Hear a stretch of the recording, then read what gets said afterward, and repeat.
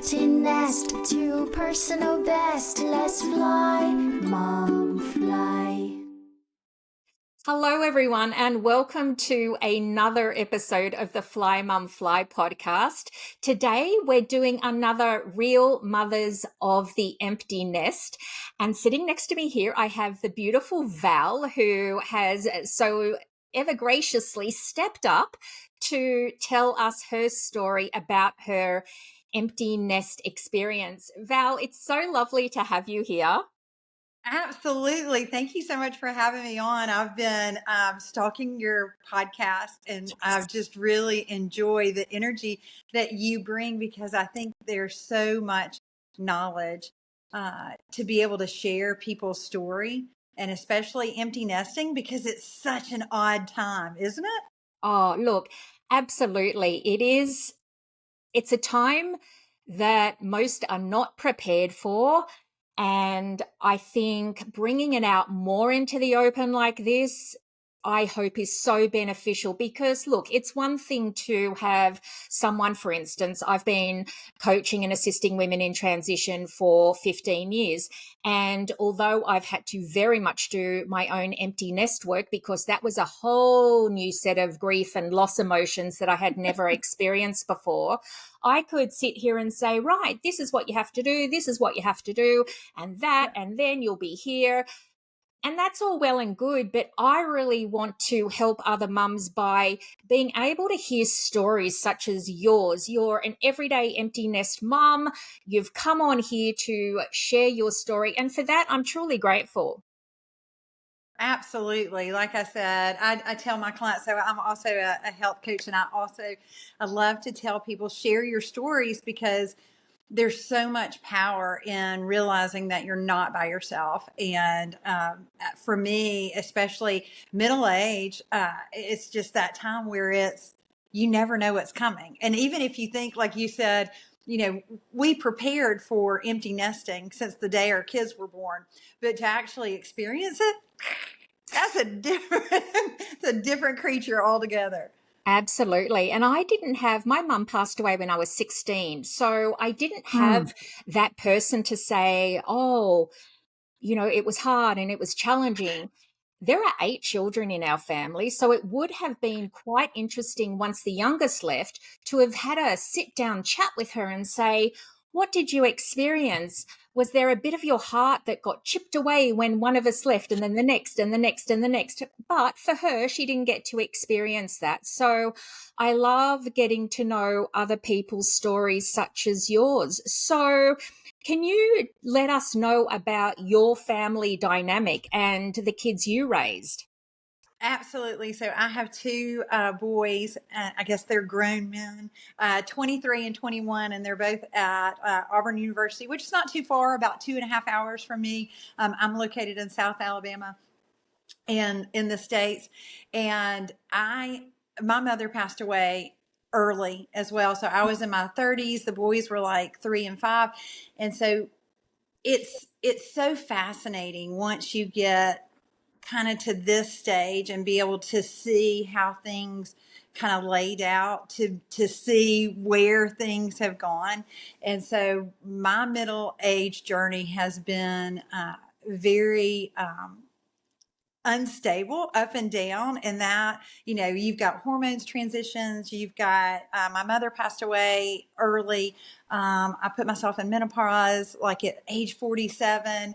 I went through a divorce and started my own business. Then my firstborn left, and then 2 years later my secondborn left, and it's like this so much change in so little time. And that's what I want women to know is when you have that much change in such a short period of time, it's unrealistic to think that you're going to glide through it with glitter and sunshine and just be fantastic all the time. And to be able to sit with those uncomfortable emotions, whether it's grief of a parent passing or grief that your children have gone on, even though you're super excited, it's that those two emotions can't exist in the same plane. But it's just interesting time, for lack of a better word. It certainly is. And you bring experience in something that will be valuable to a lot of our listeners.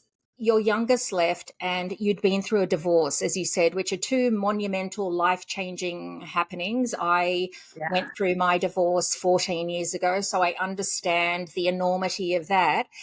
Tell me what your emotions were like at that time. And if you can also share with us how you think that the experience is different for an empty nest mum who is on her own. Oh gosh. Well, absolutely learning, I was married for 20 years. And so anytime you've spent that a majority of time with one person, when you have shifted into a divorce, and it was very amicable. I'm from a small town. And so, you know, being there for my children was my number one, and so I wanted to make sure that they were handling it. I had my parents were also divorced when I was in my teens, so I kind of had that, for past experience on maybe a little bit what they needed. So uh, it was just a time where I kind of leaned in heavy to my close knit friends. I really got myself involved in my business. I had a support team. And so I'm also a yoga teacher. And so I had make sure that I was doing my things for self care, because it's so easy to feel like I'm in this all by myself. Nobody understands what I'm going through, or I'm weird, and it can really become a self-destructive time. And so I was just very much able to try to walk that walk between having those feelings of what my children needed, but also being aware of what I needed at the time. So your youngest walks out the door and you're waving him off. Now, you might have been waving him off at college, but just to set a scene, you are waving your youngest child Uh, off. How was that first week and what hit you emotionally? Gosh. Okay. So it's been 3 years since my youngest left. And so when he left, I remember having him here, and we were packing up his truck and getting all the stuff in. And so you have that, right? The actual physical part about getting him there. And I remember just getting him there and finally get settled and then driving off. That's when it hits you. It's not during the preparation, because honestly, my youngest, he's fantastic, wonderful young man, but he was a very curious soul. And so it was hard to parent him sometime. And anybody that has a curious child might can definitely understand that. And so I really thought that I was ready. I was like, I've got him. He's 18. My first one, my second one, they're both doing fantastic. And so I just thought that I was ready. And so when I got home and realized, like, looked around, and I've got this dog, thank goodness, and he's been my BFF. And he and I just looked at each other on the couch. We're like, okay, now what? Because they were very active in school, right? We had all the stuff. And so literally it's taking me 3 years after my youngest to really figure out what my schedule needs to be. What time do I wake? What time? There's no ball games, there's no school activities to plan around. It's all my time. Yeah, it can be really confronting. And interestingly enough, today on the Inspired Empty Nest Mums group feed, we've been chatting about a couple of people have mentioned that the biggest surprise for them since becoming an empty nester was dealing with the silence. Did you experience that? And what did you do to cope with that? I was always used to having a group of children over. Like I said, I'm from a small town in Alabama, and so the kids kind of run in a pack, and they'll come here and they eat, and then they go somewhere else. And so that was definitely. I didn't realize what an adrenal junkie that I was, but I loved the excitement from going to ball games to, school activities to being needed, right? The need to be needed. There were a lot of tears shed over quietness. And I always crack myself up because it's something I practice all the time with yoga and being mindful and everything. And I'm a firm believer that you can use anything to numb out, whether that's alcohol or sugar. Also yoga, because you can't just say, oh, these emotions aren't valid, I shouldn't feel this way. You got to sit with them and you got to process before you get to move on. Yeah. Otherwise you just keep carrying them with you. Yes. Now, apart from kind of being twins today with our look, because we're I both pretty know. similar, Wait, hold on. I we can change noticed. my glasses. There you Oh, there go. we go. I love the red. We I also appreciate it. noticed when we jumped on the call that we've got the same sort of energy about us. And the third thing was the importance of acknowledging our emotions. And I'm so glad you're saying this. This is part one of the post nest plan. There is no point moving on in this phase if you do not accept, process, learn from, and then release those emotions that come with this stage. And that's just not a practice for empty nesting. It can be for any life altering Yeah. challenge that you have where you are finding it a little bit difficult to move through. Now, you did say you're an adrenal junkie. So okay, so tell me, your kids were gone, the extracurricular activities were gone, they no longer existed, where you had the role of cheerleader and taxi driver Yeah. and drinks and food caterer. So once they're out of the house, what do you do, or what did you choose to do to fill that need of excitement and spontaneity in your life? Well, I actually started dating again. So at that point, I'd been divorced for about 3 years, and I hopped on an online dating service, which I would recommend. There's pros and cons to everything, but at the time of my life, I needed something to be different, and it was totally different than anything, to get back into the dating world after you've been married. There, of course, there's a lot of unwinding of that emotions and those kind of things anyway. And so I felt like I was ready. So I did that.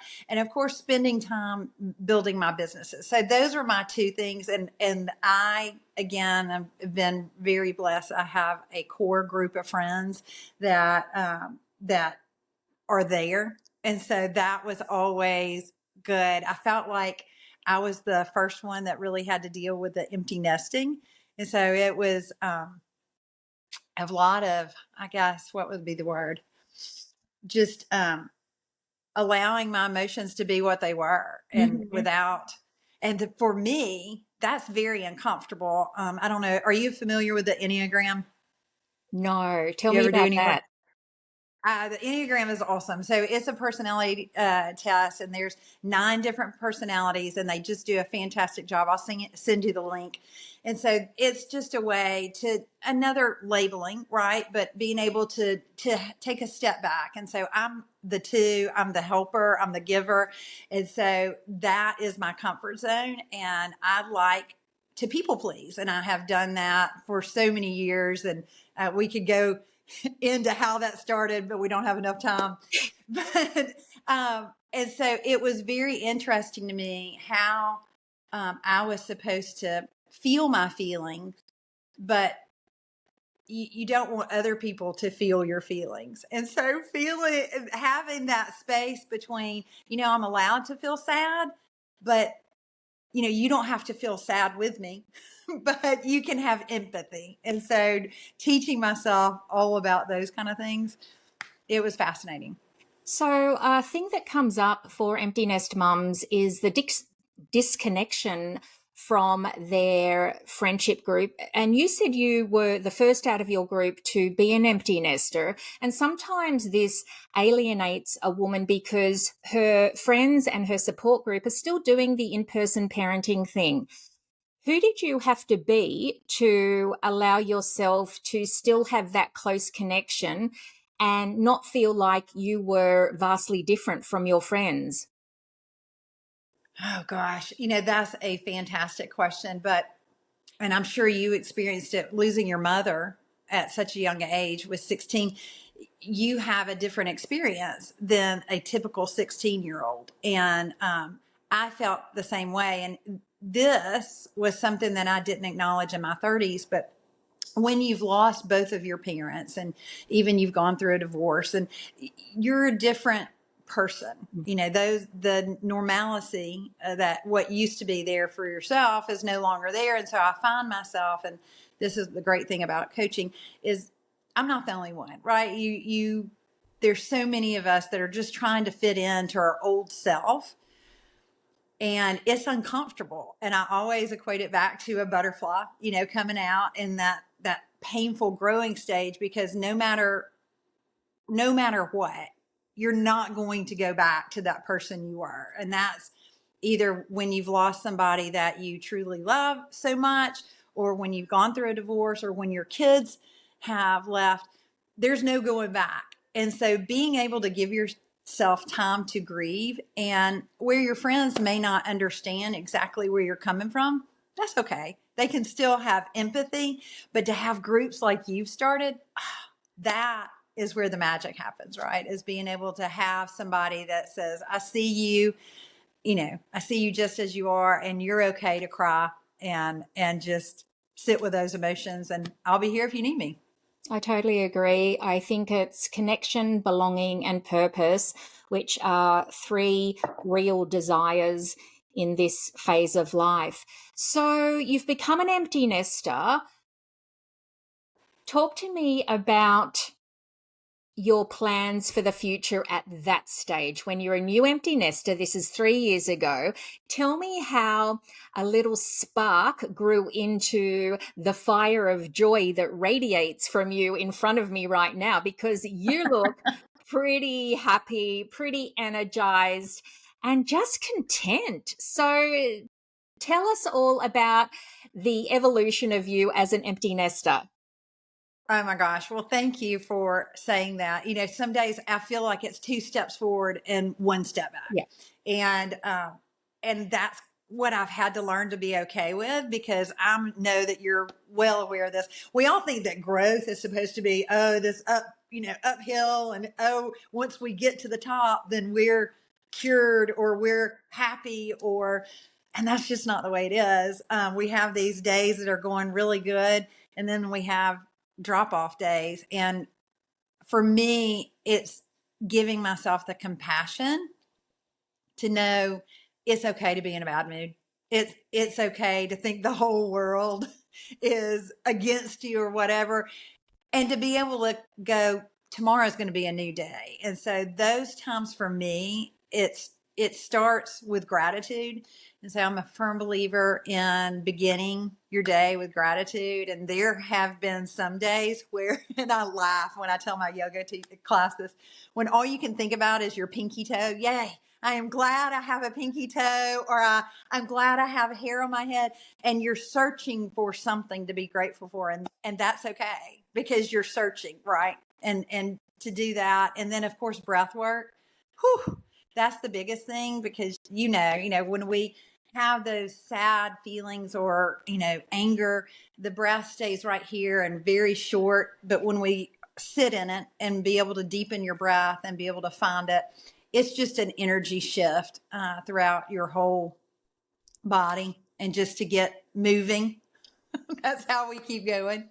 Was yoga something that you had practiced previously, or was this something totally new for you? Yeah, so I have been teaching yoga for about 6 years, 7 years now, maybe. And so I'd had a practice, and then the divorce happened, and then COVID happened on top of that. And then, it was a big swirly mess. So this kind of sounds bad, but when the whole world was being sad because of COVID, I was like, okay, gives me a chance to catch up here. Isn't that terrible? But you feel so like the whole world is happy, and you're sitting here in your muddled mess. And so, yeah, it's yoga is definitely one of those easy first steps that I tell people when they're looking for growth is, if I can get you to breathe for 3 times, just have those check-ins 3 times a day. Let's see what you're feeling, and then add on to that. So a woman can be an absolute beginner, have quite stiff muscles, not be entirely, and I'm speaking about myself here, but don't you love how I've labeled myself a woman? So Yeah. I could come along to your class, not very fit at this stage, very kind of tight muscles that I don't stretch enough, and I'm absolutely uncoordinated. So I could be doing a pose and either fart, wet my pants, or fall over. So I could be someone who's accepted into a beginner's yoga class, even though I bring all that. Absolutely. Yes, and so I tell people this all the time, and so it's so important that, because people are very reluctant to start yoga because it's weird, and people are talking about breath work and energy and stretching, and so you have to go in there with a beginner's mindset and say, you know what, I'm going to be awkward and I'm going to be okay. And for the people that contact me about yoga, I often encourage them to reach out. Let's do some private yoga sessions, just one-on-one, so I can give you a little bit of terminology. And I'll do those on Zoom or face-to-face, and just to give a little bit of confidence to get them ready. And then once they have that, they can decide, right? And there's a ton of yoga teachers. And, I am not the best yoga teacher. I will not even pretend to be, but I want everybody to experience different yoga teachers until they find that person that they connect most with. So my yoga classes are more geared for those middle-aged women that are looking to start moving again. They are looking to lower their blood pressure. They're searching, right? You made Yeah. a really good point about you just want those people who feel comfortable with you, that see you as the right fit for them. And Yeah. that's a really good point to bring up, because when we start on something new as an empty nester, not everything is going to be a shoe that fits. We are going to vibe with another person or situation that aligns with our own energetic frequency. So if you do turn up to something and you think, oh, it just must be me, this is something that's happening to me a lot, I'll just go home and I'll never try again, just know that you will find your match. As Yes. I've said before, if we were an energetic match with everyone else on the planet and we were friends and connected to everyone else on the planet, can you imagine our inboxes with 7 billion people on the planet? Our phones would be going constantly. Our inboxes would be way too full. We wouldn't be able to manage these connections. And there's a very real reason why we are drawn to those who are an energetic vibrational match. We will have something to teach them and they will have something to teach us. So together you are this wonderful union. So I encourage anyone who is thinking about getting out there, do not give up just Yes. because one time it doesn't feel right. Keep going, keep learning more about yourself, about who you are, and go in the trajectory of where your heart takes you until your heart is smiling and your soul is singing. Yes. That's such a good point. And this is what makes technology so great. So here we are connecting a million miles away, and we have this energetic, it's like you make my heart smile. And so it's about being vulnerable and really being able to just find groups that are able to support you, and find those people that make you a little bit more curious. Yes. And I just think, during empty nesting times, which is, around 40s and 50s, when the hormones start shifting, it is so easy to feel discouraged. It is so easy to keep having those ruminating thoughts of, I don't feel like it, and I'm not going to do anything, and I have nothing to bring to the table because I can't even make lunch for myself because I'm so tired. And that's okay. Mm. And you will find groups that accept that and go, been right where you are, and you are going to be okay, and just keep with it. So, what's in the future for you, Val? From here on in, where are you heading? Oh, wow. What a great question. So I'm actually going to Barcelona in October. Yeah. So I'm super excited. So I've got some travels.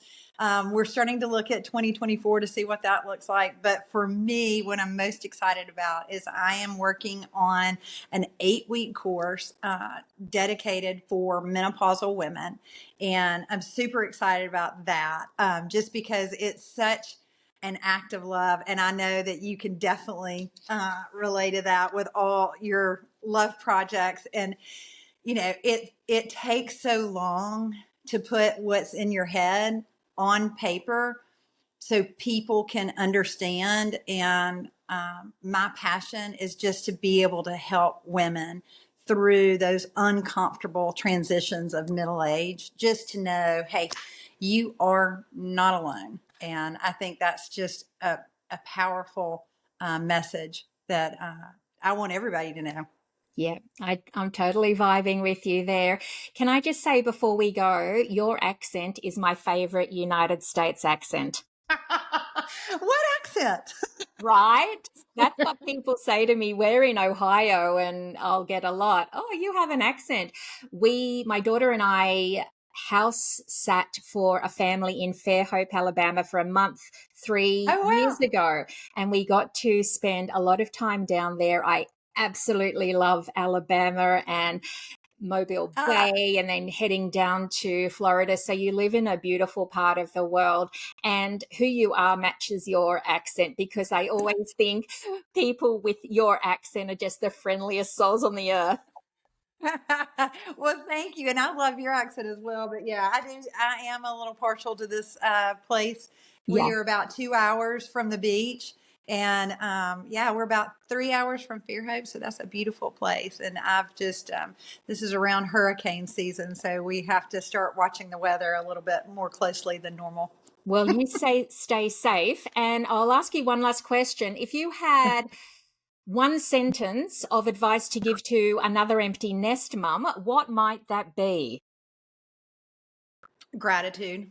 Stay in that moment of gratitude, that place of grateful for what was and what is and what will be, and just stay there, just every time, and just come back to it. Yeah, I've always thought gratitude brings more to be grateful for. So, Val, thank you Yeah. so much. And to all our listeners, thank you so much for joining us today. And we will see you next time on Fly Mum Fly. From empty nest to personal best, let's fly, mom, fly.